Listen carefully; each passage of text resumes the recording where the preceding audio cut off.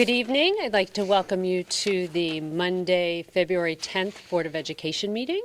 First on the agenda, I'd like to invite you to join us in the Pledge of Allegiance.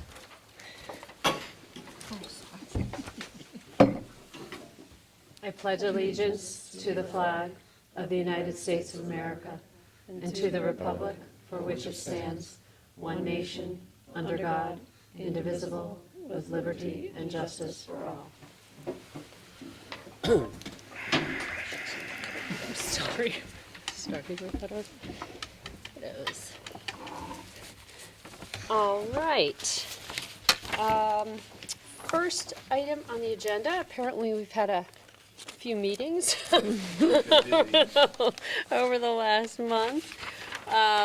First meeting. Is there a motion to accept the January 13th regular meeting minutes? So moved. Second. Any comments, questions, corrections on these minutes? All right, all in favor? Aye. Aye. Any against? All right. Next, January 16th special meeting minutes. This was a meeting between the Board of Education and our district leadership team to discuss the budget proposal. Is there a motion to accept these meeting minutes? So moved. Second. Any questions, corrections? All right, all in favor? Aye. I will abstain. I wasn't there. I should Okay. abstain because I was not in attendance. Okay, so 2 abstentions. We have Moira Rader and Amy Sullivan abstaining from that vote. All right, January 27th, special meeting. This was an executive session to interview for the open Board of Education seat. Is there a motion to accept these minutes? So moved. Second. Any questions, concerns? All in favor? Aye. All right. And lastly, January 28th, also a special meeting, also to interview candidates for the open Board of Education seat. Is there a motion to approve these minutes? So moved. Second. Any questions, corrections? All in favor? Aye. Aye. All righty. We're now at the point of the meeting, which is a public forum for topics on the board agenda. Is there anyone who would like to come up to the podium and present to the Board of Ed on any agenda item? No? All right, seeing none, I'm going to turn to Dr. Hirsch, who was the reviewer of expenditures for the month of January. In the summary report of the budget, there are a few items that I just bring attention to. 55% of the budget has been expended compared to 52% last year. The reason for that is we made an extra payroll payment in January, an additional 3 in January rather than 2. The percentage of the budget expended for employee benefits at this point is a little bit higher than the prior year. This is because we're making slightly larger contributions for pensions. The tuition that we've expended this year is lower than the prior year. In fact, it's 25% lower. But that, at this point in time, doesn't mean that's where it's going to end up. It's just a sort of an artifact of chance at the moment.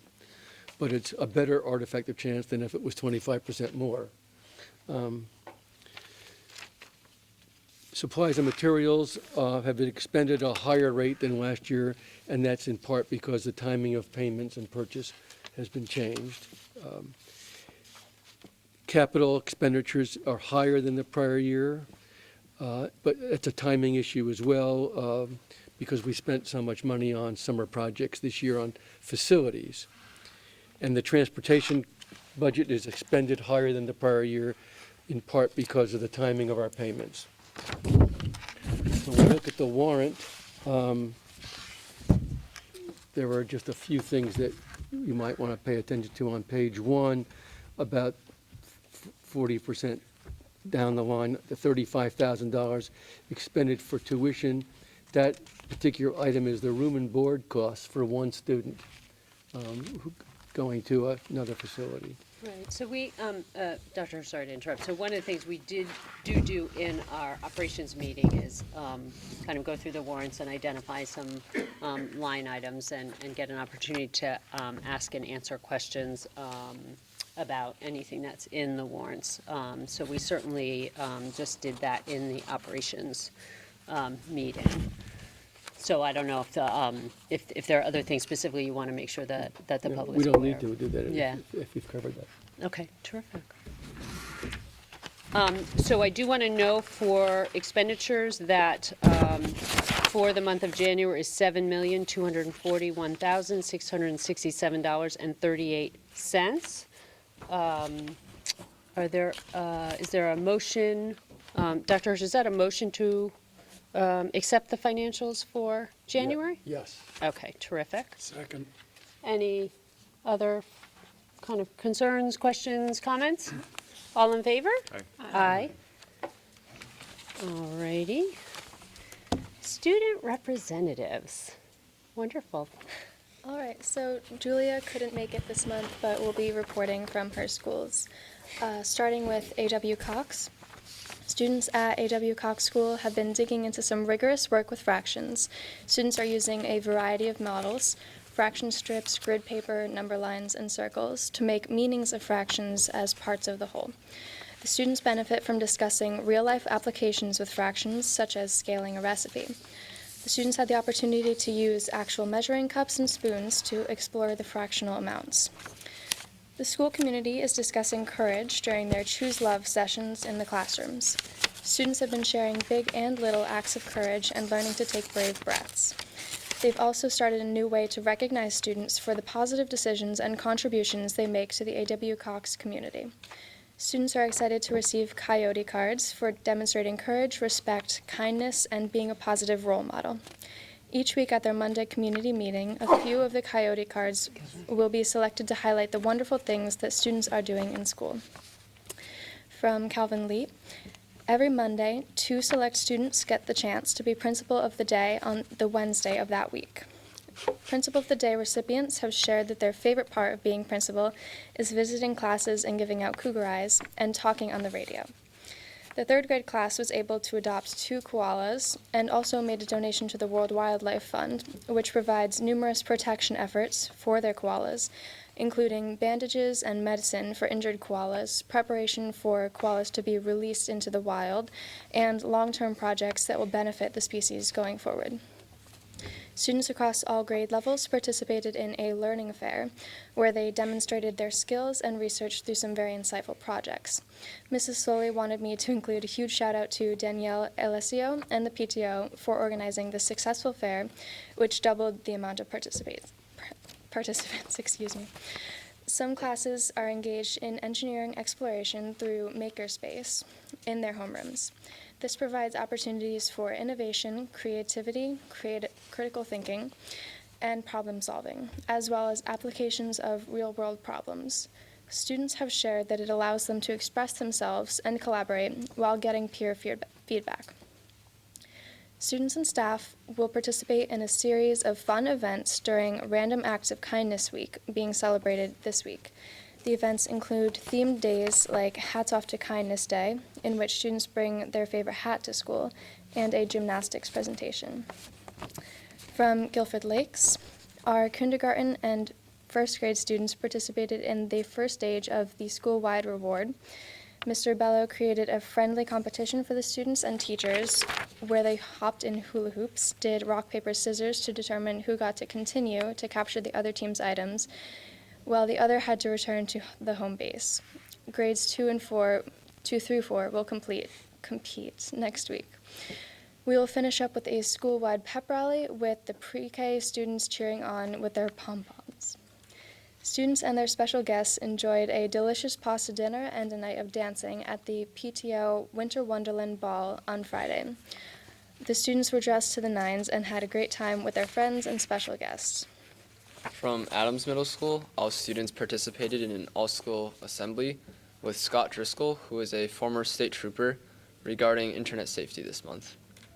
The 7th grade students had an assembly as well, where guest speaker Dr. Dute Malik spoke about his experiences as a refugee from South Sudan.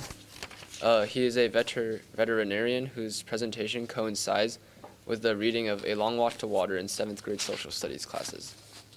The 8th grade band and orchestra attended a field trip to Lincoln Center in New York and heard a performance from the New York Philharmonic. The music department also hosted the band jamboree this week, where over 200 performers, including students from the 6th grade band, 8th grade, and Guilford's wind ensemble all participated. And the final 2 numbers combine the sounds of all 3 bands.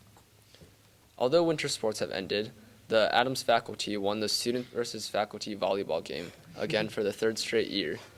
And this week begins, and the week after this week begins the school-wide badminton tournament.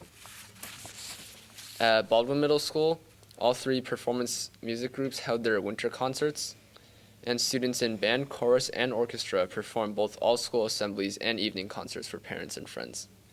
All were well attended and highlighted their music program. Last Wednesday, the 6th grade band took part in the band jamboree that was at Adams Middle School, which was a fantastic evening and a great experience for all the musicians. The Baldwin PTO is also collaborating with the school to bring a STEM fair to Baldwin in late March. Students will be able to showcase their learning in the areas of science, engineering, and math. The PTO is also working with teachers and students to gather information that will bring improvements to outside spaces at Baldwin. The focus is on short-term, low-cost ways to improve the outdoor experience, especially during recess time. And the PTO is also involving students in this work by meeting with the student council and gathering information by talking with students during recess. They are very excited about where this will lead. And in health class, students are working on ways to incorporate aspects of social emotional learning into the everyday experience at Baldwin. And ideas include kindness displays, kindness tickets, and other ways to recognize members of the school community when they display courage, gratitude, forgiveness, or compassion. At Melissa Jones School, kindergarteners, 1st graders, and 2nd graders performed in the winter concert on the 29th. They showcased their music skills such as rhythm and beat work, singing multiple verse songs and conducting as well. The grand finale was a song called Cape Cod Shanty by Joe Galena, sung by grade 2 students. On January 30th, a district learning walk team visited classrooms at Jones, and the purpose of this learning walk was to gain feedback that could assist in their efforts to improve teaching and learning at Jones and across the district. Guilford Public Schools was featured as the partner spotlight in the Institute for Learning's newsletter, Bridges to Learning. In the article, Dr. Crystal discussed how content-focused coaches have supported teachers as they continue to grow their comforting practice. And the classroom teacher and coach featured in the article were Jones' grade 4 teacher, Miss Pierce, and math coach, Miss Germain. On February 7th, Melissa Jones held a kickoff of the annual GEA Readathon for Sarah, and the Readathon is a fundraising event sponsored by the Guilford Education Association to benefit Sarah's programs and services for people with developmental disabilities. It involves reading during a designated week and collecting money from sponsors for the pages read. All right, for the high school, midterms are finished as of last week, and GHS is on to its 2nd semester as of February 3rd. The GHS National Honor Society is selling carnations throughout this week, which will be delivered on Valentine's Day.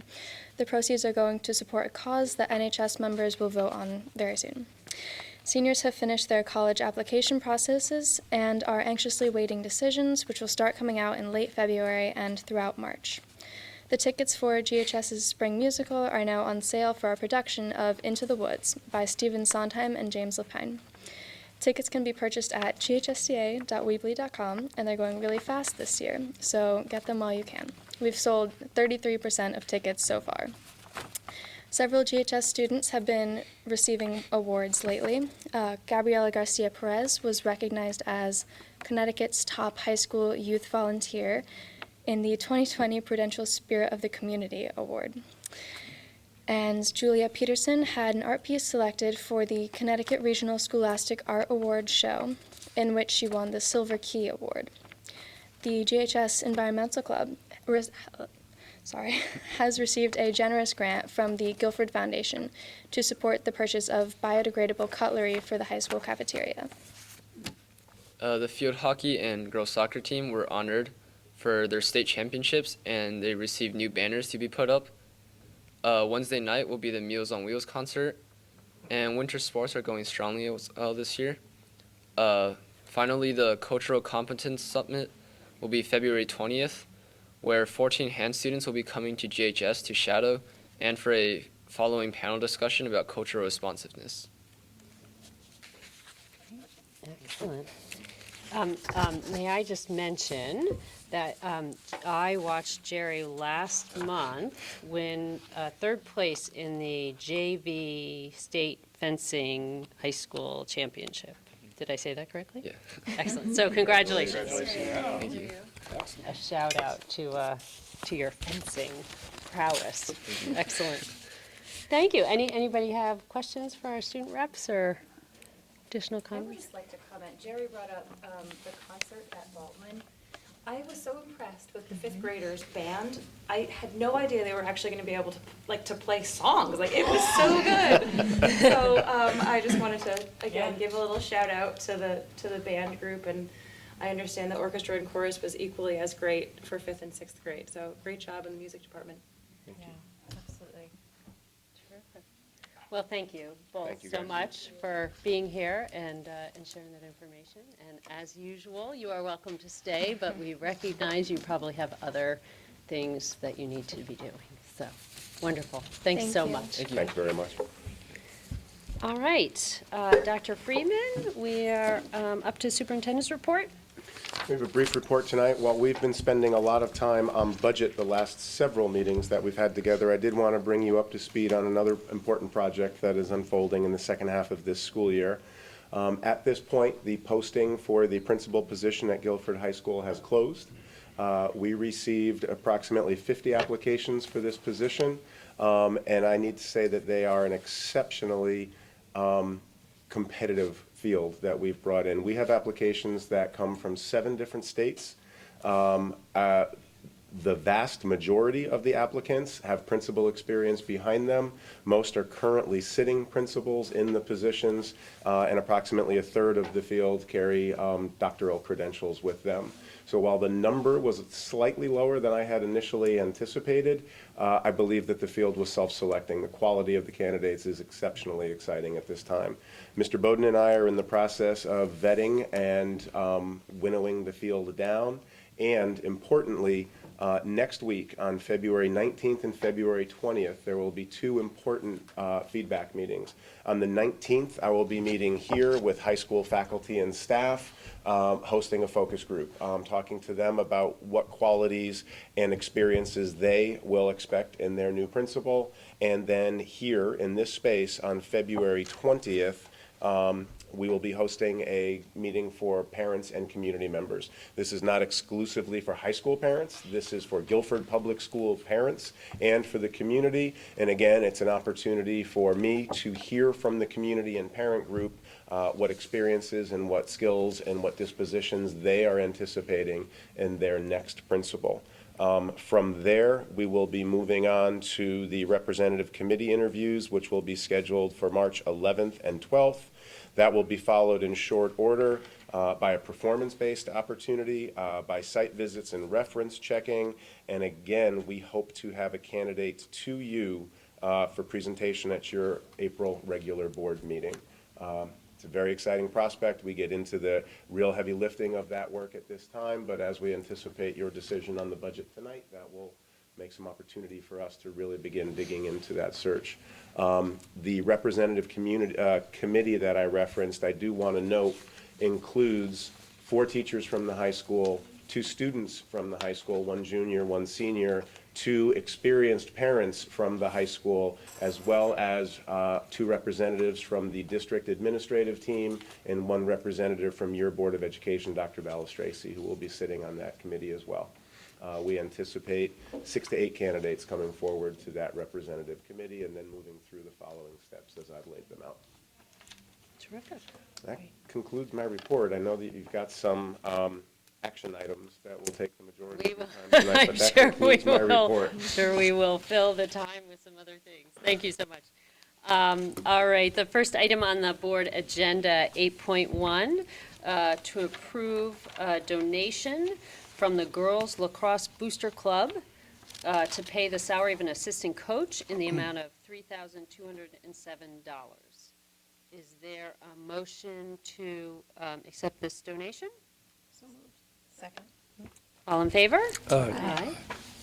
All right. 8.2, approve a donation in the amount of $2,548.44 from an anonymous donor for weight room equipment. Is there a motion to approve that? So moved. Second. All in favor? Aye. Wonderful. Certainly, we can, want to extend our thanks to the Girls Lacrosse Booster Club for their support of that team, and to the anonymous donor, certainly for their support as well. The next item, 8.3, is to receive for possible action. These are educational specifications for solar panel installation at Melissa Jones Elementary School.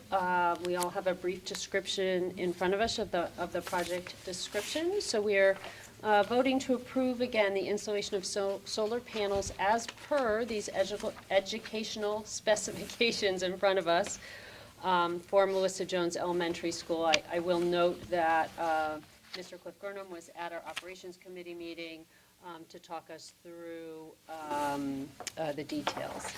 So is there a motion to approve? So moved. Second. Are there any further discussion or questions? Well, I think that we should point out that this is sort of something that we lucked onto in the energy performance contract. There was solar provided at several of our schools, but and also there was proposed solar at one of the town locations, but upon further engineering work, it was determined that the roof at that location would not be able to support the solar, but the equipment was already purchased. And so some clever engineering was done, and it was decided that equipment could be installed at two of our schools. And so we're in effect getting the solar sort of for free. And these are significant solar installations that will definitely cut down on the electric bill for these two schools. Thank you for that. That's an important description. Other comments? All in favor? Aye. And much like the motion we just voted on, there's additionally, we are being asked to approve educational specifications for solar panels at Abraham Baldwin Middle School as per the specifications presented again by Mr. Gurnham. Same situation. Right. Is there a motion? So moved. Second. Any other discussion? All in favor? Aye. Aye. All right. Okay, 8.5, appointment of Board of Ed member to fill vacant position. As we noted earlier, we, as a board, held several interviews in January. We have Mr. Vin Baglio, who was a member of our board for a couple of years, had to resign. And we have the opportunity now to fill his seat. There are a couple of ways that can happen. We chose the approach of, as a board of 8, remaining 8, seeking resumes and letters of interest that were collected, then holding interviews. We had 6 people that applied for this position, essentially, sent us letters of interest and their resumes. One withdrew once we had planned interviews. So we had the opportunity to interview 5 people. It's taken us a little while to make a decision, which is usually a sign of having really good candidates. So that is both a big plus and then makes it a little harder, I think, to land somewhere. But I am going to turn to Mrs. Sullivan so she can present the decision or make a proposal about who we would like to appoint. Thank you. So as Dr. Balistrasi mentioned, we did interview 5 candidates, all excellent candidates for this position. We worked collaboratively. We didn't just sort of as a political party pick a candidate and say this is it, which is what we did when we did this the last time around. We just, did the same exact process.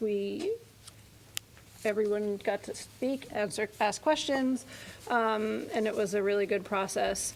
After meeting several times, we have decided to suggest Mr. Joseph Galino to be the next Board of Ed member, and that would be a motion. Okay, so Mrs. Sullivan is making a motion to appoint Joseph Galino to fill the open Board of Ed seat. Is there a second? Second.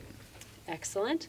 I will note, just as a clarification, Mr. Baglio was a member of, or is a member of the Republican Party. And so this process is a process of finding someone, I believe the term is if at all applicable, per our town charter, to find someone who is also a member of the Republican Party to fill that seat. And Mr. Galino is in fact a member of that party.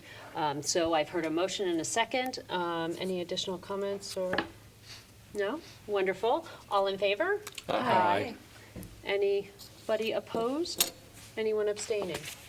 All right, so And I will believe speak to Mr. this is, Galino. right. And I will also speak to the other candidates. So I think as a board, Doesn't this we, have to go to the Board of Selectmen for approval? I think don't we just have believe to so. Let We can them certainly check the know. town charter, but I believe the board holds the authority to I fill believe those. it is Okay, our authority. good. Yeah, All right. yeah. So congratulations to Mr. Galino, who we'll hear from Mrs. Sullivan shortly. Again, and a great appreciation to the other 4 candidates who came forward. We appreciate their interest. We appreciate the time they came to come interview with us. Again, these kinds of things are always hard choices when you have a number of good candidates in front of you. And we certainly encourage the other 4 individuals to be involved in supporting the school system in any other way they would choose, because I think they all have quite a bit to offer. Yeah, it was a tough decision, and that's a happy problem. That is exactly right. Terrific. 8.6, to receive for possible action our 2020-2021 budget. So we, as a board, at our special meeting last week, had an opportunity to discuss a number of line items of this budget in detail. We decided at that time to defer the vote for a couple of reasons. It gave us all time, I think, to think and sit and absorb individually how we felt about those discussions. I believe we had a couple of questions for Dr. Freeman. I don't know if you were able to answer them tonight. One was around potential kind of budgetary number perhaps for the boys swimming team, if that was something that the board wanted to do. I don't know if you've had a chance for We that. have, yeah, so the boys' swim team currently, when the board established both the swim teams, the boys and the girls' swim team, there was $6,000 that was put aside in the budget for each coaching position. The girls, as an in-house program, have been drawing that coaching stipend, and that coaching stipend has been distributed to the coach each year. The boys' team, as part of a collaborative, we have continued to fund that $6,000. It continues to sit in the line for coaching salaries or stipends, although it has not been directly expended. Our boys have been part of cooperative teams, previously with Branford, currently as part of a Greater New Haven cooperative that is hosted in North Haven and combines 4 high school teams completely. While we do not expend the coaching stipend directly, the host of the cooperative bills out to all members of the cooperative at the end of the season an equal portion of the coaching, transportation, and officiating costs that are related to the cooperative. We have been paying that and will continue to pay that out of gate receipts that the athletic department generates from home events.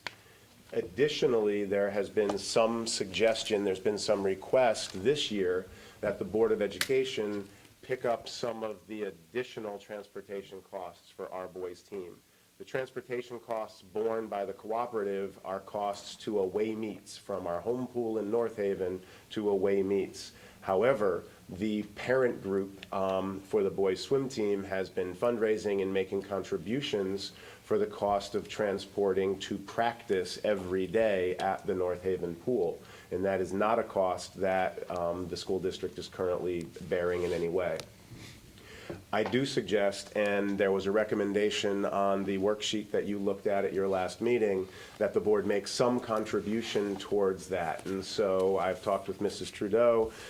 We would suggest that a figure of $5,000 or $6,000 be put aside to take the initial costs of transportation. If the parent group decides to continue transportation beyond that level of investment, then that would be something that they continue to fundraise or contribute to as they did this past year, or what will soon be this past year.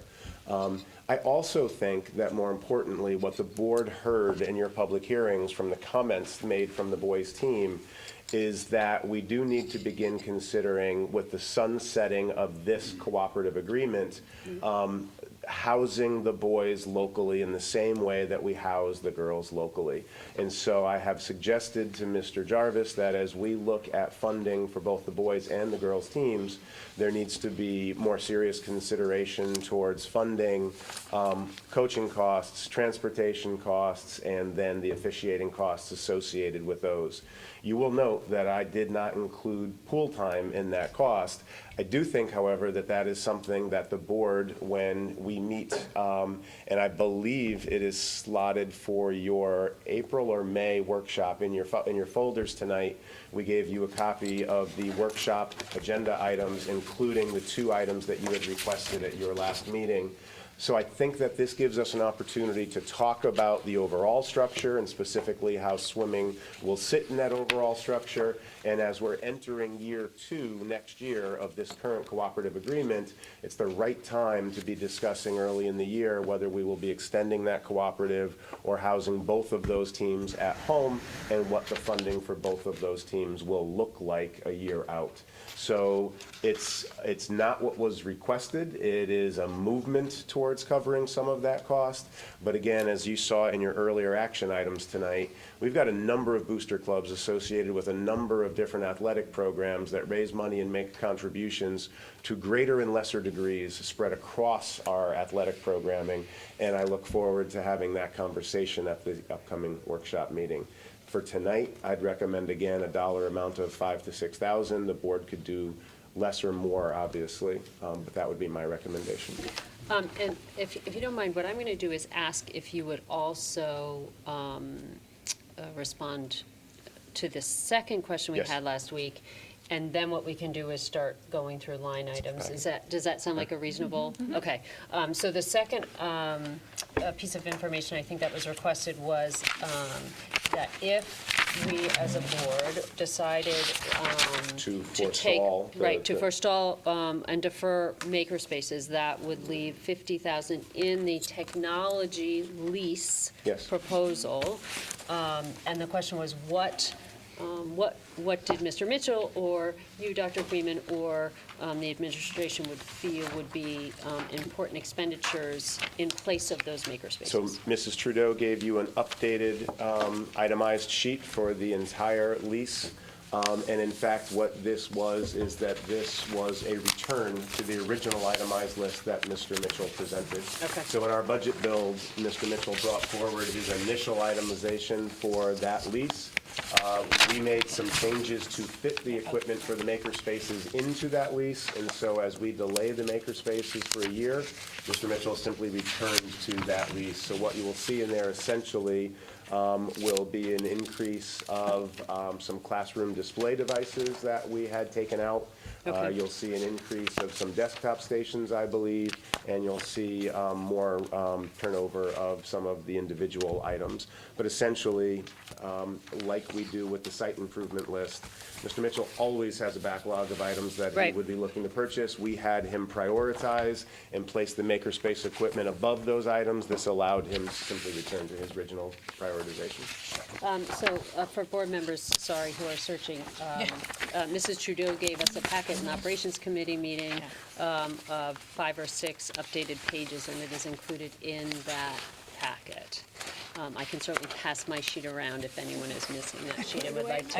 I already filed it, It's so the I one guess. with the nice graphic on the top. If it's in your budget book, it's underneath the 2021 budget tab, and it's towards, it's one of the last pages in that section. Okay, I know where it is. terrific. Well, thank you. This is really, really helpful. I am appreciative of making sure we have an itemized list there. So I'm going to make a proposal about how we proceed with any remaining discussion we have, but I'm certainly open to other people's input here. We have a number of line items that we discussed last week that were brought up. One approach is to go through each of these and identify our thoughts in general. I completely recognize, right, that because we don't have, unfortunately, unlimited resources, that there will also be some give and take, and that board members may, want to put some money, take some money out of one line if it is perhaps considered for another. So I recognize that those are some of the conversations. Does that sound like a good approach? Does somebody have a different approach they'd like to take? Okay, terrific.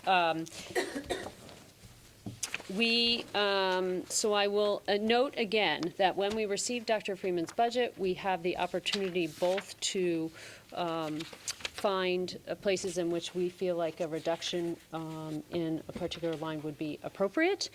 We also have the opportunity to look at any particular line and suggest that an addition to that line is important for any particular given reason. I will note that we talked last week about artists in residence. We talked about maker spaces. There was a conversation about the boys' swimming team supporting the transportation. There was a discussion about possibly putting tuition money back into the tuition line, some concern around the fact that over a number of years, despite extraordinarily hard and careful calculations by our pupil services director and Mrs. Trudeau, that's just such a hard line to predict that we have been over budget.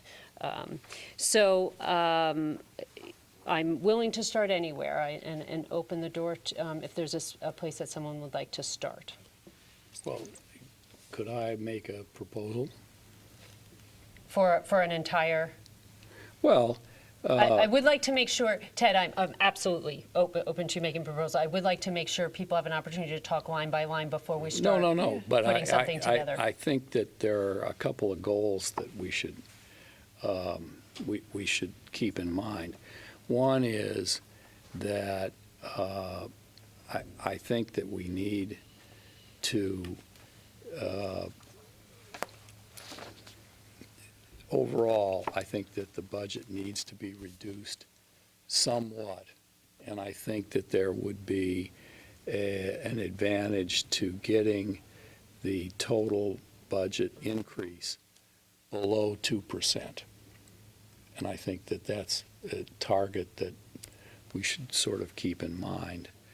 And I think that we should also keep in mind what, the comment that you just made, that this tuition line has been a problem for us for years, and that to the extent that we could beef that up somewhat, those are two goals that I would recommend that we kind of keep in mind. Okay, so, terrific. Are there other people want to comment on that specifically, or would we like to think- start talking items? There was a few spots, I think we even started to sort of give them the approval check off Absolutely, sure. last week that were easy. The salary correction of $90,000 That's right. is Correct. a There's a flat subtraction correction right That is a off the, flat right correction. off. Or anything else. That's right. So could we just focus on that revised document, though, from today's handout? Yes. I don't see the revision.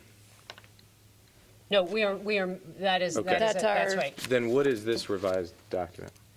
No, that's. Okay, so this is, that's in not our packet, going into this. in our packet at the Operations Committee meeting, we received a revised copy of the Board of Ed's certified salaries teachers.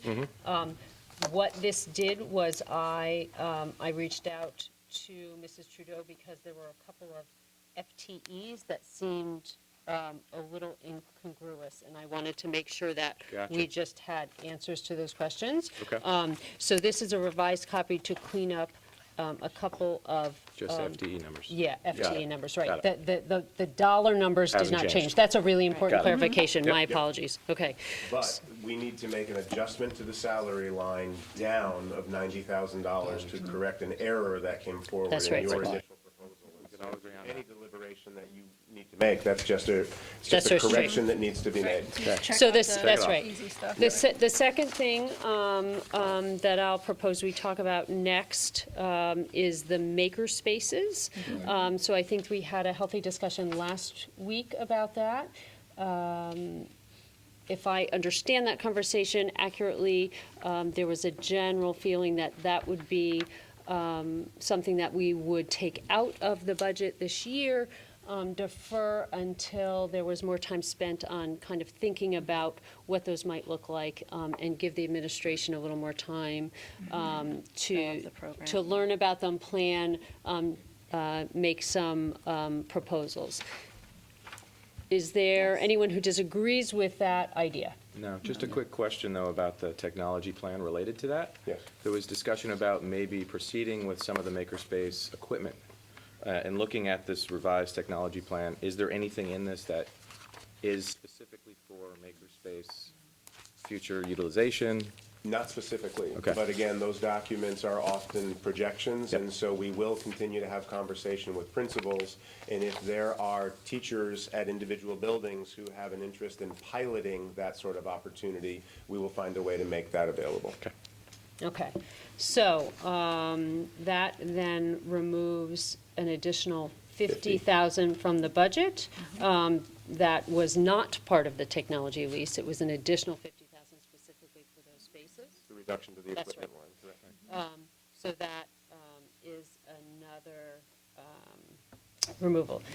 The other thing that we spent a fair amount of time talking about last week was the Ardents in Residence. And there are really three things, right, that we can do with this line. One is that we can support the proposal as it was put originally in the budget from Dr. Freeman, which is a $20,000 in this current $20,000 budget. allotment, right? Which is an increase of 10 from the present school year. The second is that we can, and I'm simply representing some things I've heard, that we can take the 20,000 out if there's concern about that particular program, that perhaps it needs to be revamped. And the third is that we can keep the 10 that is in there. Again, continue that program through next year. And again, the administration can spend some time putting some energy into continuing to improve that program, and then, but not include the second 10 that was proposed. So again, keeping in mind that there may be a back and forth once we're looking at all of our proposed reductions and any additions. Does anyone have thoughts on that particular item at this moment? Yes, I think when we had the public input on the budget, the comments relative to the artist in resident program were uniformly negative. And initially, I was of the opinion that maybe we should just cut this out.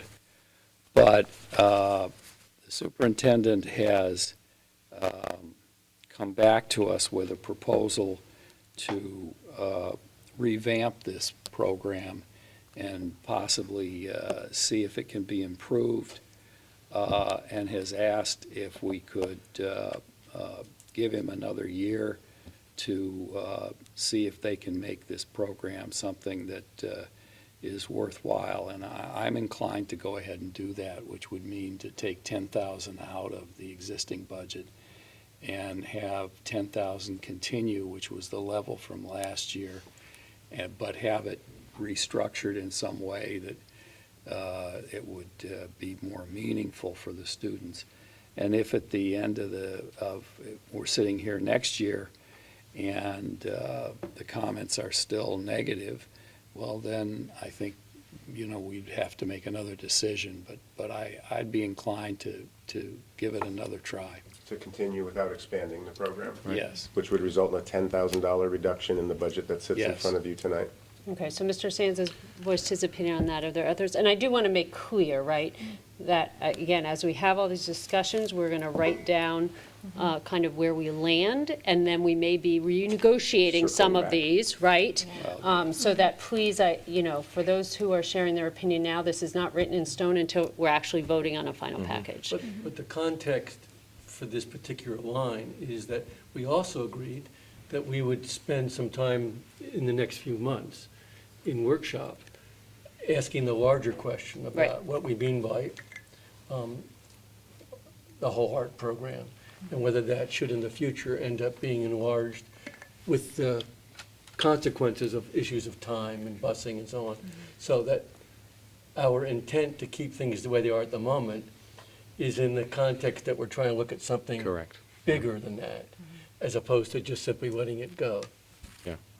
And Dr. Freeman, can you speak to the reduction of $10,000 from the proposed budget doesn't necessarily mean a drastic change from where we are. It's basically the idea was to double the amount of artists in residence, correct? It wasn't, you're not taking away from the original plan of whatever the artist is, per classroom. You were just doubling it, basically. Correct, right. The early response from us was that if having students meet a real practicing artist once a year was a good opportunity, then expanding that to either be a longer meeting or to have 2 opportunities a year would be a positive. To Mr. Sand's point, based on some of the feedback that we heard at the public hearings, it seems to make sense that we spend some more time debriefing this year's experience, finding ways to build on that experience, enhance or improve that experience before feeling ready to go ahead and begin expanding that program. So again, I think that it is too early to eliminate the program based on a very small number of people who chose to speak publicly about their response to the program. On the other hand, we have public hearings for a reason, and if the feedback at this point is lukewarm, then I think debriefing with the principals and the teachers and thinking about this experience and improving it before expanding it simply makes a lot of sense. So correct, it wouldn't necessarily be a wholesale revamping, but it would be a debriefing and a figuring out how to present it in a way that everybody sees the value in the program. And I'm so sorry, you may have mentioned this, Dr. Freeman, but can you remind me, have all the elementary schools this present year experienced? That's right, so Not there are yet. still some schools in this present year who have not yet had their Exactly. artist in residence experience. We're in the midst of the rollout currently. Okay. correct? Right. Okay. I mean, I It is think, the same artist that will be visiting all 4 elementary schools. Which is, right, and which is exactly one of the things, that's one of the design features that we're already having internal conversations. Should it be the same artist who travels to all 4 schools? Should it be an art week where each school has an experience with a different artist? Should it be necessarily all completely coming from the Guilford Arts Center? There's a lot of questions that are floating around that. And so the idea of Improving before expanding just makes a whole lot of sense. I think, personally, I would like to hold, I agree about not taking it completely out. But, relative some of our other numbers, including adding to tuition, this is a smaller Absolutely. number. Right. And I guess somewhat easier to put in or take out. Because I did end up being a little bit confused, because as you referenced, we did hear at public forum, not a lot of parents got up to speak in favor of the artist in residence program. And then after last week's meeting, when we talked about adjusting it, I think we all received Getting a number of a few emails asking us to double it. So I'm a little confused, but Okay. but I think I would rather get to the bigger numbers and. Okay, so what I'm hearing is tentatively thinking about sticking with a 10,000, not a 20,000, but that is not a final decision per Mrs. Sullivan's comment, and so this is, among all the things we will revisit at the end of this discussion, this is one where we may have some differing opinions or may change our mind when we get there. Excellent. There are a couple of other proposed reductions. We're working on a kind of a list here that has been put together by Dr. Freeman based on our conversation last week. Do we want to continue to go through those, or I'm wondering if it makes more sense to identify some of the proposed increases, because then we're going to get to a back and forth balance. I think Well, there's one I more think, fairly yeah, easy there's- reduction. Okay. If I could note the plow truck. Yeah, was that wondering was if the we one wanted that I small wanted to numbers. bring. Okay, go ahead. It's small number, but a fairly easy reduction. Shifting Terrific. the outright purchase of a plow truck to a 3-year lease will allow you to make a $33,000 reduction in this year's budget. Okay. Other thoughts or comments on that? Terrific, okay. That I was- didn't know that if was we the wanted to guy. stick with Carrie. larger numbers. Right. Oh, Feel okay, free I'm to. sorry. No, don't apologize. This is a discussion. That's perfect. Okay. Is there anyone who has a problem with that consideration? Okay, terrific. Again, what we have in terms of proposed reductions at this point, with the 90 plus the 50 plus the 33 is 173,000, and then potential of adding another 10. Wait a minute, I think it's 183,000. No, 173. 73. We're holding on. we're And, holding and off with, to the sorry, 10. let me Oh, finish, you're right, with a holding the 10. possible, with a possibility of an additional 10. 173 and 181, possibly 183. Correct. And I will note that we may also make considerations based on conversations from last week, considerations of accounting perhaps for some retirement savings or any kind of medical line. But what I'd like to do next, if we could, there have been proposals for increasing on a couple of different areas. One is the pension. What we have in Dr. Freeman's proposed budget is a proposal for amount to put in the pension line. I believe we found out post the development of that budget, a recommendation that would require an From the additional. actuary. From the actuary, right.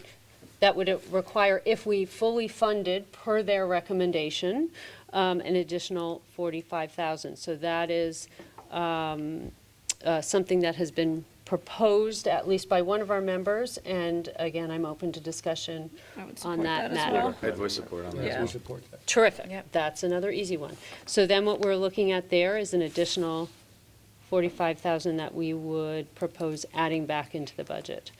Another is the supporting the boys swimming team with some of their transportation costs. We've heard from Dr. Freeman tonight a suggestion of a recommendation of $5,000 or $6,000. So I'd be interested in hearing from the board. I recommend we add $6,000. $6,000. I agree. That's the number of dollars we supporting the women, the girls.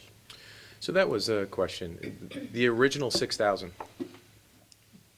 are they getting it now? So, no. No, we are budgeting $6,000 for a boys' coach that is in the salary line.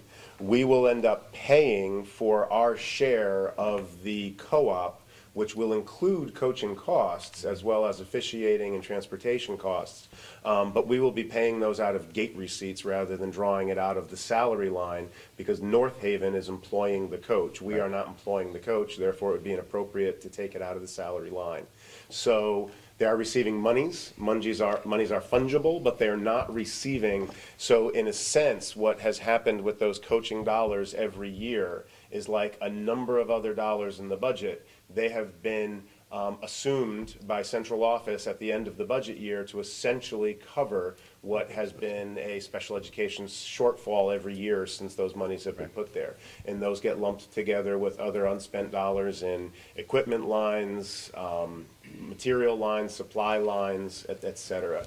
So the boys team has been receiving funding. They have not specifically received the $6,000. To clarify, neither has the girls' swim team. I want to make it completely clear that the girls' swim team does not assume swim dollars that are left unspent. It is the overall budget process that assumes, and at the end of the year, any dollars in your budget that are left unspent, in fact, return to the town. Yes. And we have every year returned dollars to the town that are left unspent. We don't have a savings account. We don't spend off dollars. We return what is unspent at the end of every fiscal year. But let me just make sure that because now I am a little confused here, and I think that my colleague's question, it kind of goes to an important point. We've had a request from the girls' team on several occasions to provide some support, and I think we do provide support to that team. But, and now we're talking about doing something for the boys, but I'd like to be clear in my mind that we're somehow being equal in the support between these two teams. So How would I understand that?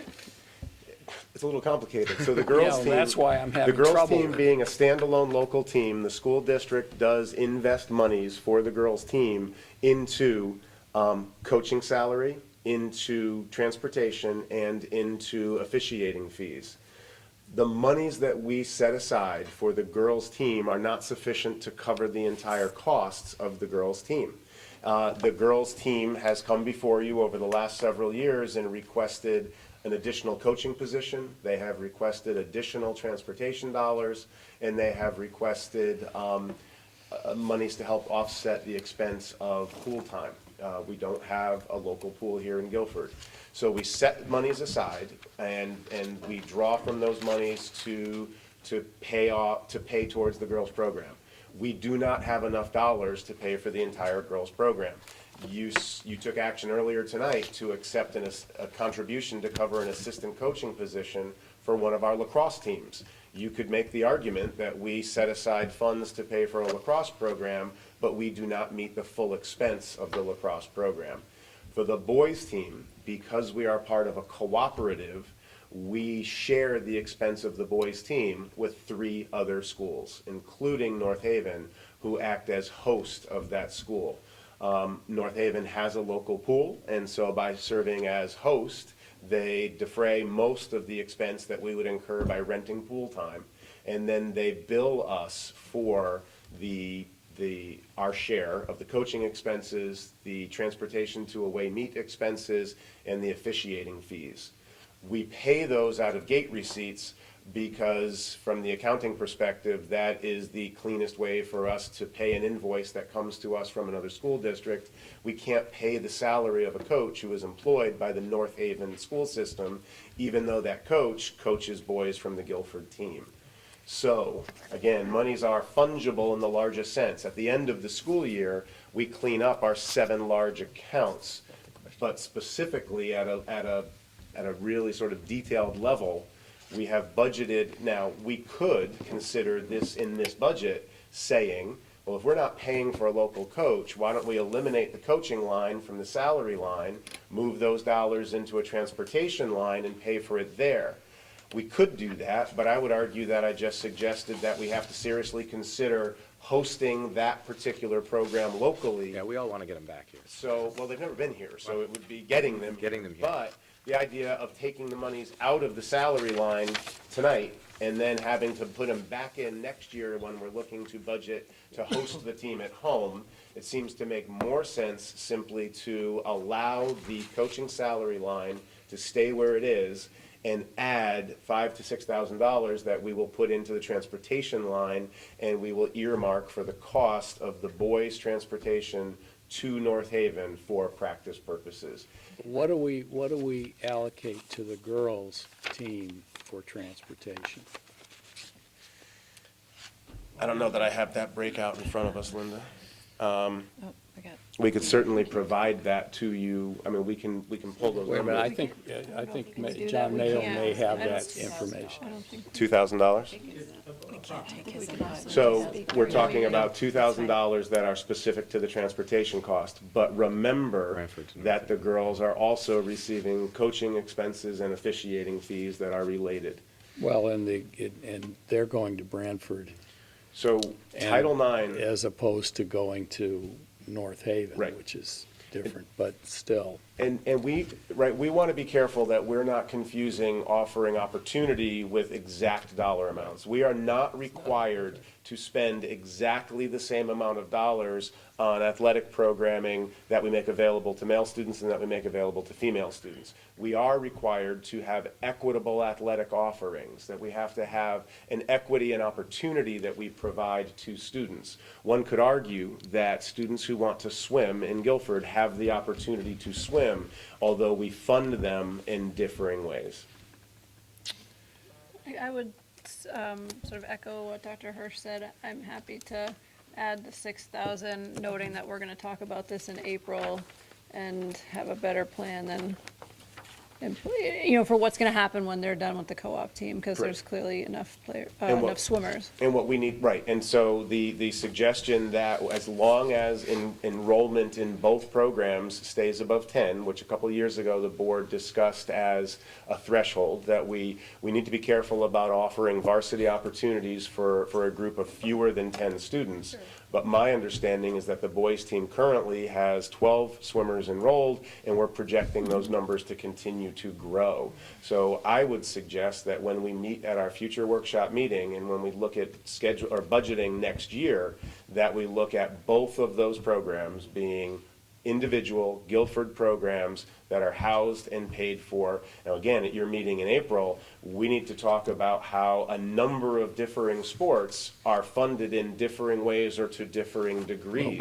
We need to understand that better. We have booster programs who provide coaches almost annually for their programs and have for a historically long amount of time. We've got one program that involves an organization that is a 501c3 with whom we partner to provide a varsity program in our school. And we've got other ones that raise large amounts of money and some that raise smaller amounts of money. We need to, I think, look at all of those.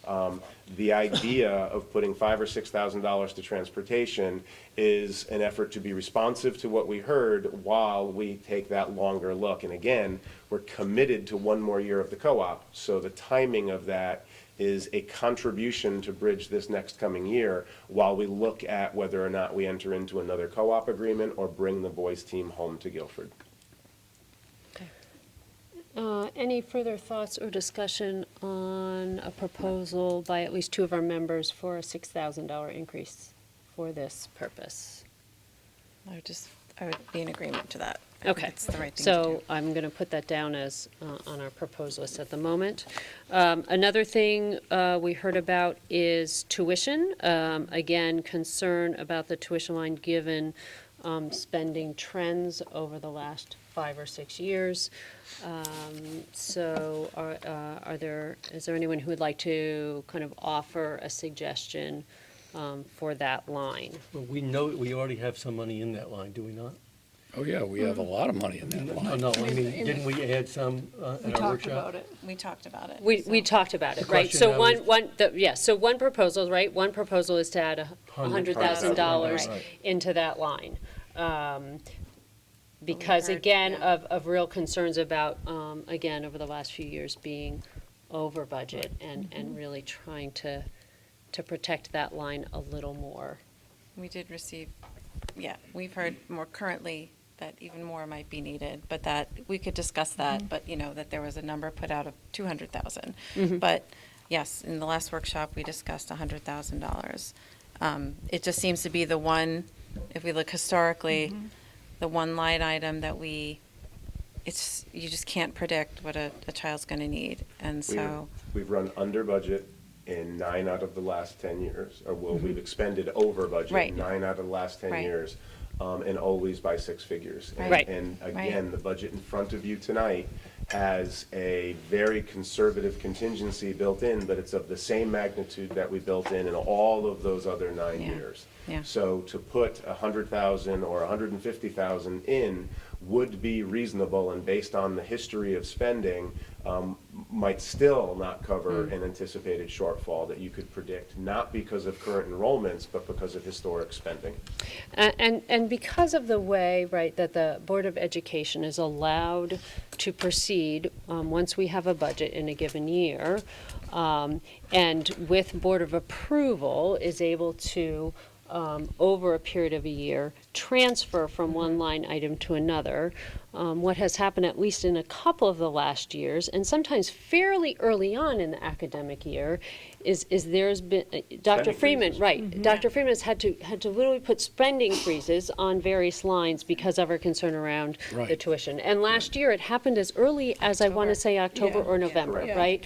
And so I am concerned that underspending on this line has a domino effect as well, that really does impact, right, some of the functioning of some of the departments in the school. So I would like to suggest that definitely 100,000 be put back in, but I'm also open to other thoughts on this subject at the moment. I'd like to see where we land and potentially increase that. to Increase that, okay, okay. Yeah. So we If we have, could get start to at 150, I think. okay, so that's good. But So if we could get to So 150, I'd be more comfortable. 100 or more, I'm hearing even perhaps on 50. Okay, that's good to know. Okay. I see one other possible increase in site improvement here. Is there anyone who is interested in considering an increase to the site improvement line? I'd like to increase that, but I think that in terms of priorities, putting the money in tuition right now is something that we really should focus on. Okay, I'm seeing a lot of nodding heads. yeah, All right, well, yeah. okay, that I can think make that the was an difference, easy yeah. discussion. So I am, I think it's good for a check-in here, if no one minds. At a tuition increase of 100, we have right now 151 as a potential increase. At 150 in the tuition line, that obviously becomes 201. And we have, at the moment, in reductions, $173,000 without any change to the artist in residence, or 183,000 if we take 10,000 out of that line. In the balance, we are, I'm throwing out a couple of different numbers, so I'm just going to stick with one here. 173 reductions with 151 increase changes the proposed budget a net of $22,000. And obviously, if we put 150,000 in the tuition line, it actually increases Swings the to an budget, increase, right, correct. to an increase of 18,000. So I'm just identifying where that lands us at the moment. Both of those would lead us to an overall increase of 2-something%. And I am looking at Mrs. Trudeau. 2.10? 2.10. With a $22,000 reduction. And this is not accommodating for any retirement We haven't done. That's what I'm saying, so I want to, that's Starting right, at that's right, 2.01, that's what yeah. so that's, I'm setting the stage, Yep. just trying to set the stage right there for where that lands us. And that's at the 173. That's without making a reduction to the artist in residence monies that have been scheduled, and that's without making That's right, changes to that's right. retirement. So, so there Or are, medical. that's right, Correct. so there are 3 places that have been proposed already to find additional reductions, if we thought it was appropriate. One, again, is taking that 10,000 out of the artist in residence. Another is to consider taking into account some retirement savings for next year. Excuse me, and the third that was noted last week is potentially taking some out of the medical line. So I'm certainly open to anyone sharing their thoughts or making some suggestions, if they so choose, on any of those Yeah. lines. Excuse me. With some staffing reductions this year, just a slight reduction, but I do still feel that there might be the opportunity to put a specific number to retirement. I don't know if we need to make it an aggressive number, but it seems logical. And I think where we stood with artists in residence was maintaining at the 10,000 versus the increase. Is that Yeah. kind of where we all were? Yeah, That's where we so. left it. I'd be curious to know what a recommended number might be for like a conservative retirement savings number.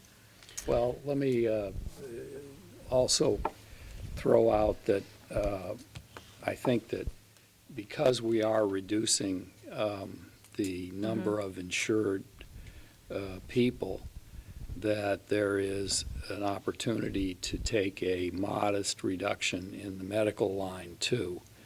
And I would, just to throw out a place marker, I would suggest that we consider 75,000 of reduction from retirement savings and 75,000 from medical. Dr. Freeman, I'd be interested, you have a proposal, some thoughts in front of us. I would be interested in hearing your thoughts as well, in terms of both of those things. I'm sure you've given it Oh, quite a bit of some thought. So I do appreciate that. To Mrs. Rader's point, we have suggested in the past, or we've looked in the past and suggested that we anticipate an average of 4 retirements a year. And we've had some years that are much higher, and we've had some years that were significantly lower. This year, I would absolutely argue for conservative number because we have already taken savings in the budget that sits in front of you as a net reduction of 6.2 Yes. FTEs in this budget. And so any reductions that we experience in the K through 6 certification area, which is a third of our overall teaching staff, or in the 7 through 12 ELA certification area, those savings are already built into the budget as it sits in front of you, and any reductions there will just go to what will already be assumed. So there could be, obviously, other retirements, and they could fall in certification areas like art or music or PE, or 7 through 12 certifications in social studies or science or math or world language. That could happen. So to take credit for 1 or 2 retirements is a possibility in there. I will note 3 of the areas that I just mentioned are shortage areas: math, science, and world language. So in the last several years, when we've experienced retirements in those areas, we have had to be willing to pay experience in order to fill those positions as their shortage areas, and we are competing. So I would, we, as a rough budget number, when you see somebody go out at the very highest level of pay and we hire somebody in at one of the starting levels, there's a savings of approximately $30,000 or $35,000. So a number of 70 or 75,000 would assume 2 retirements. I would say that that is the high end of any figure that I'd be comfortable with, and even one of 35,000 would be one that I might be more comfortable with. But a number of 70 or 75,000 I won't argue with you. If we were to go above that, I would ask for more no. conversation. At But- the high end of where I'm comfortable. Okay, but, you know, we're trying to put some money into the tuition line, Yep. and Understood. so, Fungible either way. That's my new favorite word. Well, one thing we don't want to do is we don't want to, in order to get to a certain bottom line, make the budget so tight that there's no flexibility Correct. at a That's given right. moment. That's right. That's too micro for us. So it may well be that we should be at most at the $35,000 range in retirement. I am If truly a that- little if bit that. concerned, given the fact that we are approaching this budget, already taking out a significant, you know, a number of staff, and that really the chance of seeing significant retirement savings is far less likely because of that reason. So I certainly welcome other comments. I'm comfortable at 35. I'm a little concerned going too much farther If than the that. estimate is wrong and there are 3 retirements, the money that we haven't taken now is going to eventually end up going in any case to things Exactly. like the tuition. Tuition, that's exactly So correct. it's not like, it's a question of where we want to predict. And my argument would be that we should predict in a way that gives the administration the most flexibility.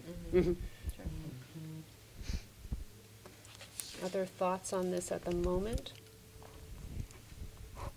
All right, so I've heard a couple of things. I'm hearing some more support for a $35,000. Okay. Or 0. I mean, we haven't decided. That's right. We could say that we've discussed it and it doesn't make sense. Right, Where else can we save that?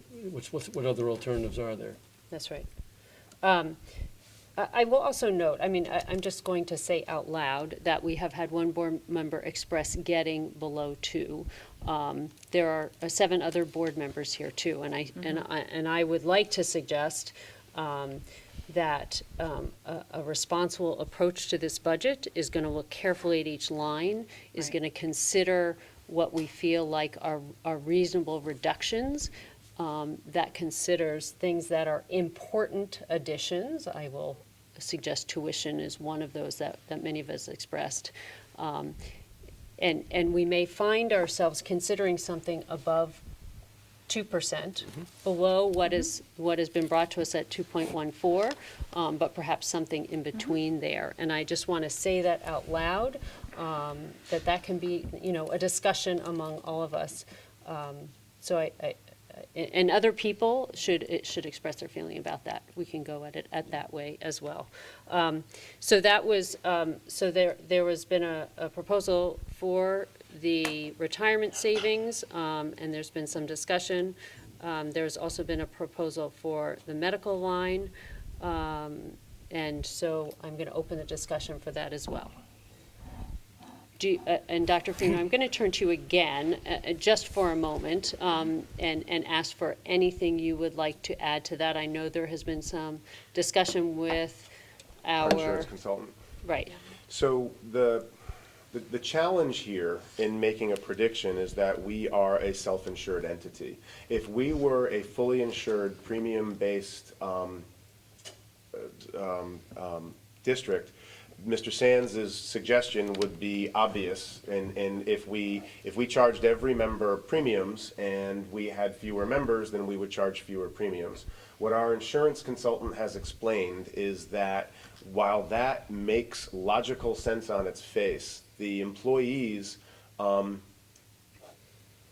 make premium contributions that we predict based on our annual experience. And our experience is made up of what we take in as revenues from those projected premiums and what our actual expenditures are based on experience. And the individuals pay premiums, but the number of actual people whom we insure is fluid and changes over the course of a school year. We may have 6 fewer employees next year, but the employees that we continue to hire may have larger families than the employees this year have. So there's always that fluidity. The insurance consultant has explained to us that the adjustment will occur, but it occurs 1 year out. That the adjustment to the medical contribution will be based on a measure of revenues in and experience and costs that go out, and that is the number that we will use to set our predicted premium that we charge of all of the enrolled members in next year's piece. It is simply a matter of how we choose to look at that number. We can choose to look at it the way that Mr. Sands is explaining, which makes complete sense. Fewer members, we should reduce the number. And that assumption is based on the fact that we've had some very good recent experience, and we are sitting on a medical fund that is very healthy at this moment in time. 9 years ago, we were sitting on a medical fund that was in deficit, and we would not be having this conversation were that the circumstance. That is not the circumstance. Our consultant has told us that he would prefer to allow the process to work itself out, and that adjustment will occur when we set the premium rates for the employees that are enrolled next year. It really does come down to how we choose to look at this and what decision the board chooses to make. A modest reduction would be something that Mrs. Trudeau and I could be comfortable with, and that the consultant will not pull his hair out over. Again, I would argue that any change here should be conservative. A large change would really be doing something that goes against the advice we're receiving, and I would not suggest making a significant change, but I haven't heard anybody advocate for a big change. I've heard suggestion of a modest reduction. Could we, 50, throw that number out? You said 75? Yeah, can you clarify when you talk about a Modest. modest? Yeah, give us a number, Dr. Green. 100 is big. Yes, 75. 100 is big, and a reduction of 40 to 70,000. Again, I would say that 75,000 is going to be at the very high end of where I would be comfortable. I think that Mr. Bowden and Mrs. Trudeau would agree with me, but 40 or 50,000 would be an area that we would be comfortable with, and I'm seeing heads nod to my left. So do you want us to be comfortable or very comfortable? And just to reinforce what Dr. Freeman is saying, our staffing levels go up and down during the year. There might be a need to add more paraprofessionals if we have more needs there. And so we have, we've been pretty stable. We've been trying to hold the line wherever we can. But we're also looking at opportunities for some of our part-time employees to possibly have insurance next year that currently don't receive it in order to fill some gaps we have in certain areas. So that number goes up and down. So I would advocate to a more conservative approach than an So aggressive. what can we add that still keeps us under 2%? Okay, so let me just, again, reset for us. With, again, the reduction we've proposed so far, which I'm including in this figure 10,000, taking 10,000 out for the artists and residents, which would retain 10,000. That's not a final decision. This is what's going to this figure, and 35,000 for an accounting of retirement savings puts us at reductions of 218,000. In addition of pension at 45, money to the boys swim team transportation at 6,000. And a tuition addition at 100,000, which was one of two figures we heard, puts us at 151. With those two numbers, we're at a reduction of 67,000, and I have that as a 2.03% increase, but Mrs. Trudeau will let me know if I am off on that number. Sometimes Excel seems to be different than the calculator. And that's So not that's where we considering are. medical, right? So the two things that, other things I've heard is, considering more in the tuition line, which would change that reduction to 17,000. And I've also, again, heard our present discussion about whether we take anything out of the medical line. I mean, I'm listening to the administration, and I'm listening to my colleague, and I agree with both. I agree with Ted that we can assume some decrease. I'm listening to you and I listened to Mr. Spurgeon's advice and, you know, too far up is probably too much. I would suggest 50. I agree. Agreed. So Linda, at 67,000, we're at 2.03% increase. Is that accurate? Yes. Okay. So if you if we added 50 more to that. 50, So can we go through this just so that I yes, understand? yes, so I'm this? going to say where we are right now, okay? All right. So That's reductions that we have talked about, 90,000 for a salary correction, 10,000 for artists in residence. I recognize that, Well, again, let's just that's assume that one idea. that's it. 50,000 for maker spaces, 33,000 if we lease the plow truck, 35,000 from retirement savings, and I'm hearing a proposal for 50,000 out of the medical line, which puts reductions at 268,000, proposed reductions. I am hearing on, proposed 268? increases. Yes. 268,000. I'm hearing under proposed increases, 45,000 to the pension line, 6,000 to the boys swimming team for transportation costs, 100 or 150,000 to the tuition line. If it is 100,000, we're talking increases of 151 and a total decrease of 117,000. If we are talking an increase to the tuition line of 150, we are again talking a decrease of a net decrease 67. of 67,000. I had the net crease at 2.03%. I haven't yet figured out what a net decrease of 117 is, Excuse me, 1.94. 1.94. I would advocate that if you were going to go in that direction, that you put the additional 50 into tuition, and that we're looking at a decrease of 2.03, or an increase. A this year total of increase of 2.03. 2.3. Now, you could do everything that we've just suggested, and you could put 40,000 or 45,000 additional into tuition, and we could ask Linda what that does to that number. Or you could do the retirements from 35 to 50, and I think you'd be there. Right. But it doesn't take much money to get below 2, so the question is, what is that? And we can decide where to take it from. And if It's, people speak. I mean, this is what we're going to vote for, but then it doesn't just, that's not the end result. So we Correct. still need to know that, I just worry if we're starting with our presentation to the Board of Finance below 2, like significant 1.94, and we're asked to make more reductions. We're making it very tight. We're not leaving ourselves a lot of But on the other side, flexibility. we should be putting forth the budget that we think Right. is I Right. the know. best, not Yeah. based on Yeah. what we think. No, could I potentially understand be that, taken but from I us. think the tuition is a really important line, and I Oh, just, no, I don't yeah, disagree with you yeah, on that. Yeah.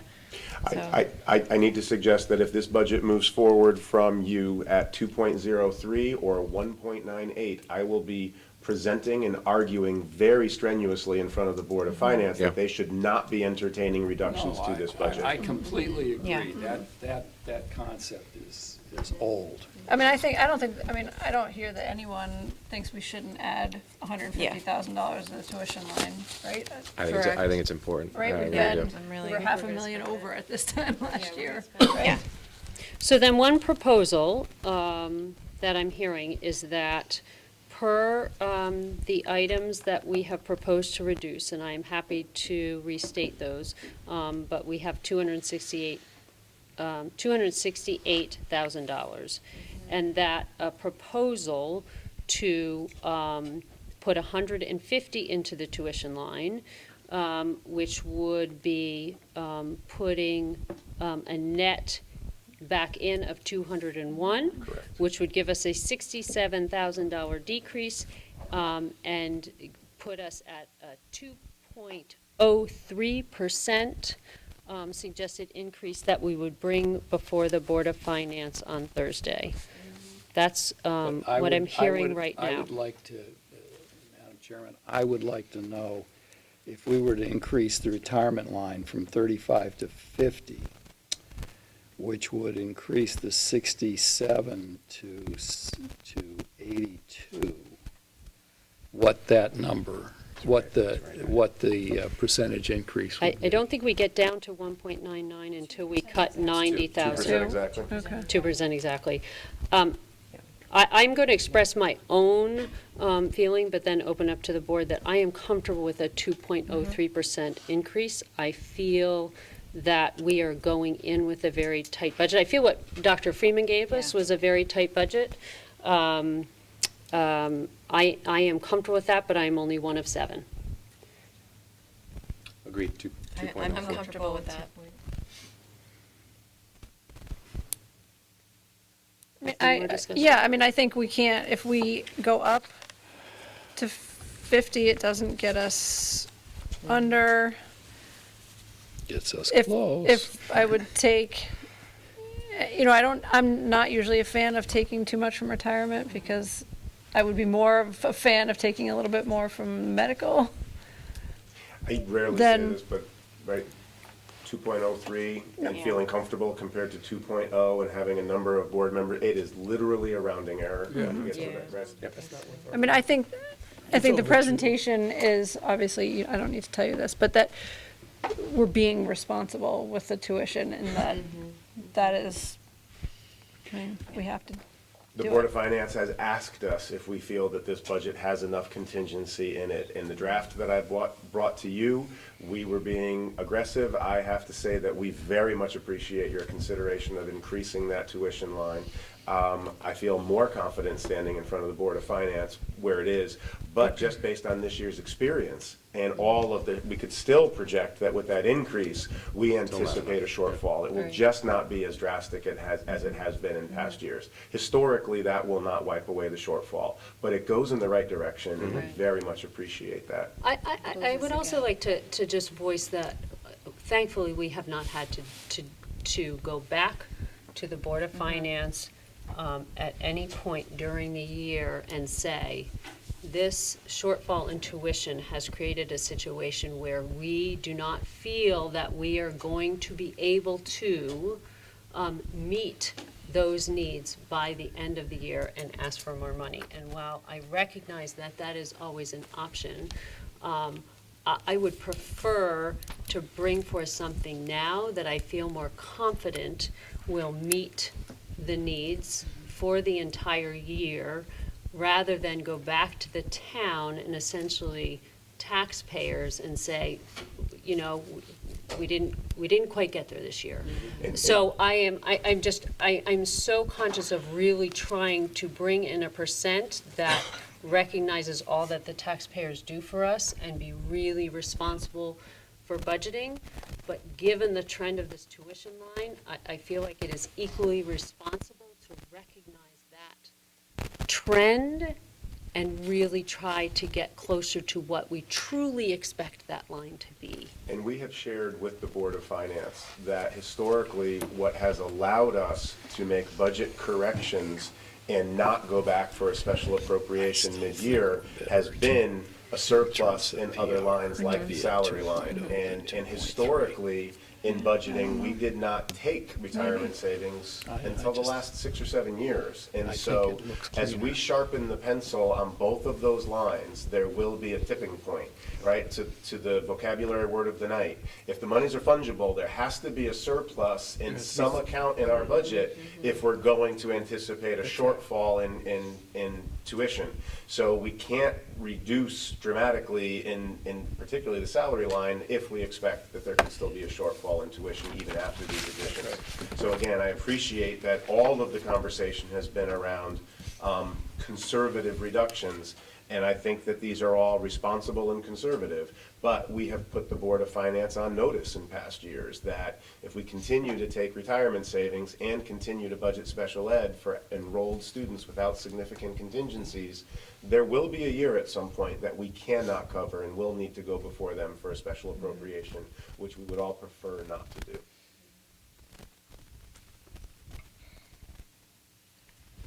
All right. Well, the conversation ended. Well, we can either have further discussions about any of this particular line, or we can entertain a motion if someone feels like we are in a position to do that. I so move that we pass a budget as you last stated it, at a 2-point. 03. Okay, and so I'm going to, $67 $67 reduction for a 2.03 increase. and I'm just going to say it out loud, Dr. Hirsch, to make sure that, and have Linda watching these numbers.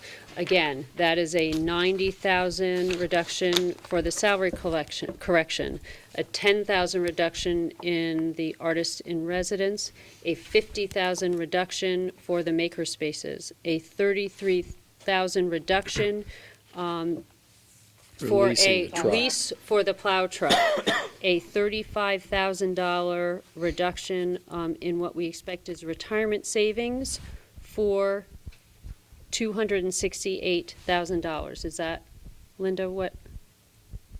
Did you include the 50,000? The 50. Oh, 50,000, I knew that didn't make sense. Medical. I'm very sorry, 50,000 for medical. For a total reduction. For a total of reduction of 268,000. 268,000. And on the other side, an increase of 45,000 for pension, $6,000 for the boys swimming team, 150,000 to the tuition line.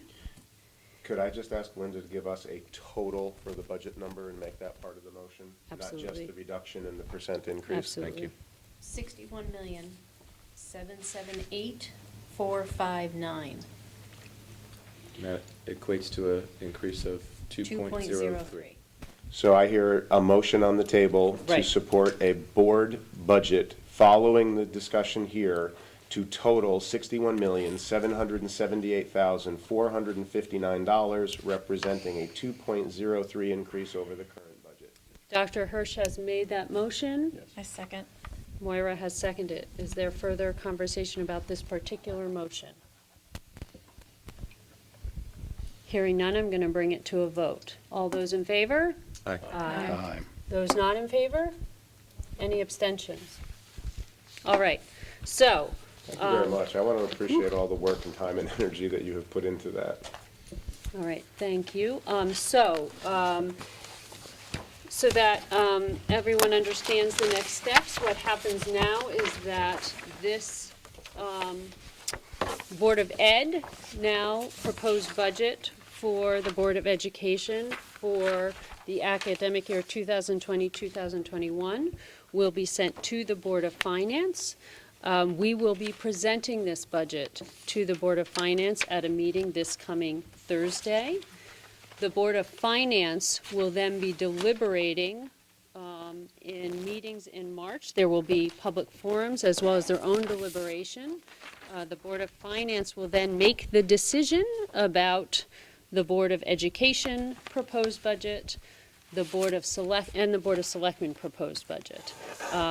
So that we have now handed them our proposal. It is now in their hands to decide whether to put it forward or make changes before it goes to the public for referendum. And different than you, the Board of Finance only has control over a bottom line. They cannot spend all of the time that you just spent talking about where to place dollars. They do have the ability to change the bottom line for the budget that you move forward to them. And what will happen is that if the Board of Finance does vote, and I don't know that I know that they have added before, but if they vote to make decreases to the budget, then we will take that monetary amount back to this board And determine how to and change it. determine where that money, what lines we will take that money out of. Correct. All right? The last thing I will say on this subject is to the public to certainly encourage them, the Board of Finance, throughout their process of deliberations, has a public forum as well. So it is another opportunity to hear their process of decision-making and also give your input at that point. And Dr. Balistraci, if I could just remind the board, there's one other open item if the board chooses to take action tonight on any bonding requests that you would want to move forward Terrific, to the that's Board of right. Finance and through them to referendum as well. Yes. And I can remind the board I think we should that do we discussed a bonding request that was a total of $2,615,960. That was falling into $608,576 for Phase 2 of the Baldwin Middle School heating, ventilation, and cooling work. That includes $1,634,468 for heating, ventilation, and cooling upgrades to Guilford Lakes Elementary School. It includes an additional $238,000 for window and door upgrades at Guilford Lakes Elementary School, and engineering and architectural fees of $134,916. So again, this would be for two projects, both energy-related, one at Baldwin Middle School to complete the work there, one to begin the necessary work at Guilford Lakes Elementary School, HVAC and windows and doors, and that is for a total of $2,615,960 that we have discussed in previous board meetings as well as your operations meetings. Right, we've certainly have heard from Mr. Gurnham about the importance of these projects. I think certainly I've heard, as a former liaison from the Board of Education to Guilford Lakes, the challenges there with the HVAC That project system needs to be and completed. the money we've actually had to put in to try to keep it going at Emergency times when services. emergency Maintaining the services current is system, which is the original heating, ventilation, and cooling system from when the school was Bills, one constructed. after the other from Air Dynamics Right. for Right. emergency Guilford Lakes. repairs and Emergency emergency service, yeah. repairs and emergency repairs. We gotta stop that. Okay. Thank you. Yes, thank you for the run. Is there further discussion? Dr. Freeman just walked us through. We have our sheets in front of us. Again, as we've noted, Mr. Gurnham has presented the details to us a number of times. Is there further discussion on this, or are people ready to bring this to a vote? Make a motion. Oh, Go ahead. I will make a motion that we accept the bonding as proposed For- for 2.6. Right, right. $2,615,960. Okay, do I hear a I'll second that. Mr. Sands has seconded. Any further discussion? All in favor? Aye. Any abstaining much. or against? Okay, excellent. So that has been determined. All right, back to our agenda. We are now on the board agenda at 8.7 to receive the annual audit report. We talked about this a little bit in our operations meeting, but we have received a clean audit report again this year. I don't know if, Mrs. Trudeau, is there anything that important that you would want to note at this meeting about the audit report? Okay, I just want to make sure that there's an We opportunity. did discuss this in detail at the operations committee. Absolutely. And I would like to take the opportunity to say, here what I said at that operations committee meeting, which is that getting a clean audit report is a wonderful thing. It is an incredibly important thing, and I want to thank publicly Mrs. Trudeau and her team for the hard and careful and diligent work that they do every day and every year that awards us then this kind of report. So thank you very, very much. All right. Reports of committees, the policy committee. Is there any report from the policy committee? So we have an upcoming meeting at the end of the month. Okay, so no report tonight. Operations Committee, Mr. Sands, is there anything you want to add? Or have No, we I think covered- we've covered, I mean, we had a thorough meeting, but I think we've covered most of the topics here. Okay. Curriculum, Instruction, and Assessment Committee. Any reports? Yes, we met in January. We had a very good discussion and update on the International Baccalaureate program. We had our very first cohort of students who went through the program and who actually graduated last year in 2019. We had 34 people registered. We had 16 individuals who received an IB diploma, which is a very good, it's a 76%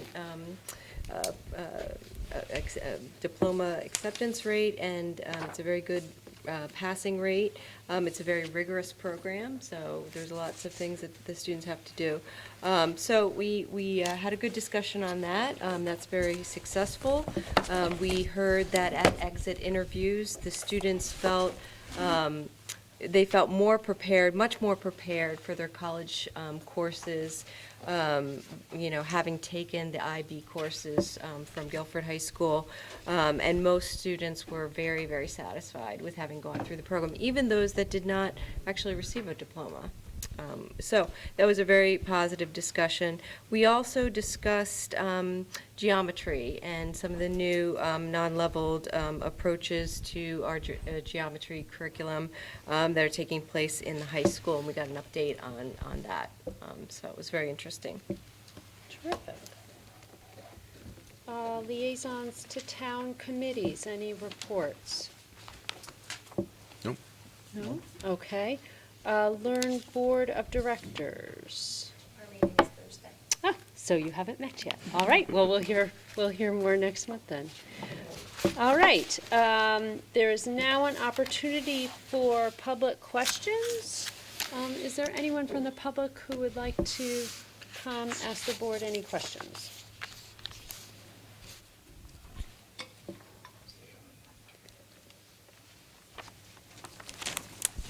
Hello, I just wanted to thank you for you guys spending all that time with the budget, and you do a great job, thank you. I just wanted to clarify, because there seemed to be some confusion over some of our opinions about the Artist in Residence program, and I do want to show my appreciation. I think it's going to be great. I understand there needs to be some work, and I appreciate you guys realize that. So I just wanted to clarify that I believe that people are an appreciation for it. I think it's just the particular outcome of this particular year. So I just wanted to clarify that because I think there was some confusion. So thank you. Thank you. Thank you. Thank you. Anybody else would like to?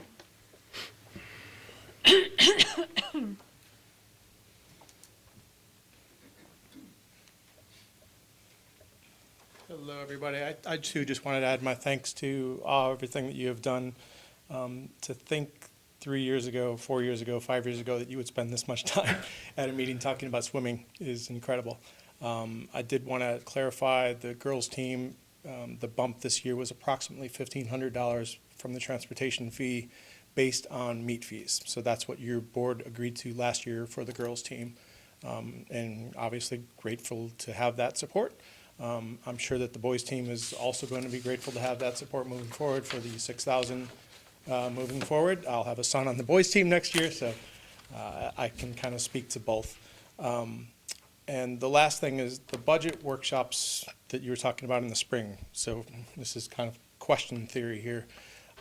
Will there be a chance for possible community input for that? Meaning, I think we all need a little bit of clarification on how athletics are run, one team versus another. Dr. Freeman tonight talking about lacrosse and the support for the assistant coach tonight. That's still about 1/6 of what we would pay because of our expenses as opposed to what lacrosse would have to pay.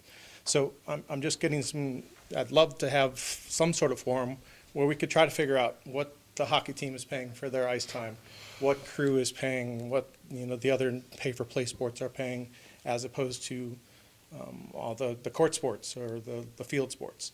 So I'd love to have some input.